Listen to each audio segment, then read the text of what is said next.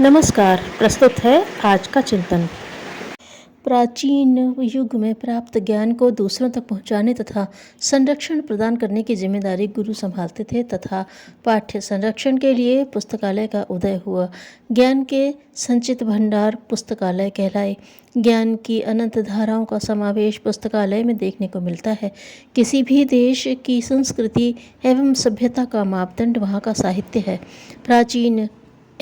प्राचीन भारत में तक्षशिला, नालंदा, विक्रमशिला एवं औदंतपुरी के पुस्तकालय ज्ञान विज्ञान के केंद्र थे, जहां विश्व के कोने कोने से लोग आकर ज्ञान प्राप्त करते थे। यहाँ तक कि प्रख्यात कैम्ब्रिज, ऑक्सफोर्ड एवं जर्मन अमेरिका के विज्ञानी दार्शनिकों को सही प्रेरणा यहीं से मिली। इसका उल्लेख वहाँ की लाइब्रेरी में देखने को मिलता है। यही कारण था कि भारत को जगत गुरु की प्रतिष्ठा प्राप्त थी। आज जो भी देश प्रगति की दौड़ में आगे हैं, उनमें पुस्तकालय का महत्वपूर्ण सहयोग है। विज्ञान और टेक्नोलॉजी के क्षेत्र में रूस सबसे आगे बढ़ा है। इसका सारा श्रेय वहाँ के पुस्तकालयों का है। संसार में सबसे अधिक पुस्तकालय रूस में हैं।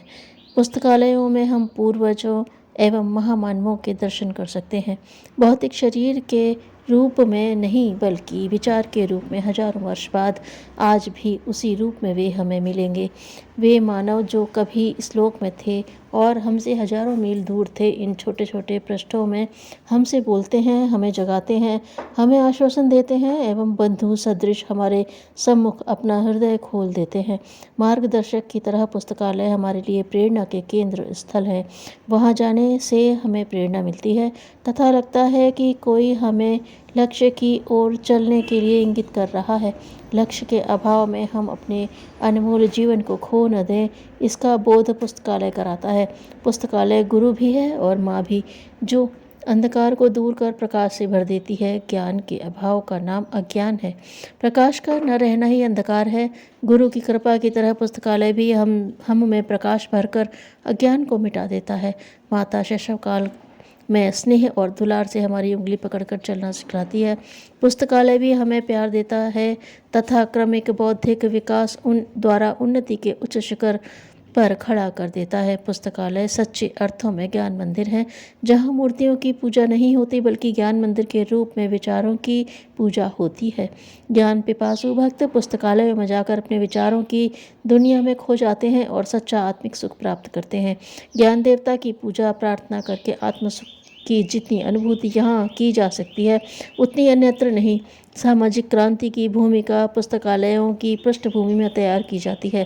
राष्ट्र प्रेम, विश्व प्रेम एवं सामाजिक चेतना के पुनर्जागरण में नवचेतना का समावेश पुस्तकालयों के माध्यम से हो सकता है। देश एवं मानव जीवन का सही चित्र यहाँ देखने को मिलता है। विवेकानंद, गांधी, विनोबा, गोलवलकर, स्वामी दयानंद, तुलसी, दादू, मीरा, कबीर, समर्थ गुरु रामदास जैसे उच्च कोटि के महान मानवों से मिलने, वार्तालाप कराने में पुस्तकालयों का योगदान है। गेटे, शेक्सपियर, गोर्की, शैली जैसे पाश्चात्य लेखक एवं जयशंकर प्रसाद, प्रेमचंद, महादेवी वर्मा, निराला जैसे लेखक आत्मीय जैसे लगते हैं। पुस्तकालय की उपयोगिता को ध्यान में रखते हुए घर घर उसकी स्थापना होनी चाहिए। अपनी ज्ञान पिपासा की तृप्ति तथा आत्मसंतोष की प्राप्ति के लिए भी पुस्तकालयों को जीवन का प्रधान अंग बनाया जाना चाहिए।